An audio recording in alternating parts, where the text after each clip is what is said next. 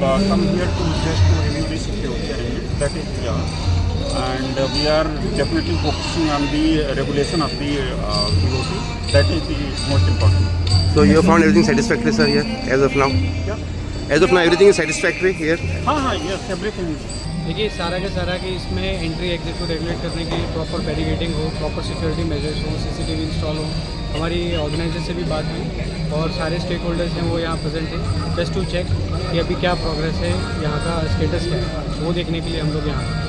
Sir अभी जो आपने चेक किया है, are you satisfied with all the arrangements? We are satisfied right now.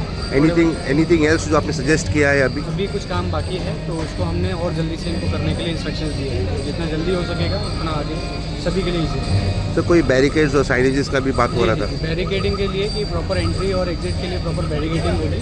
अभी इनका प्रोग्राम चल रहा है कि इसके बाद निकलने के बाद ये प्रॉपर बैरिकेडिंग लगाएंगे जिससे कि लोग एंट्री एग्जिट के लिए उसी के थ्रू जाएंगे।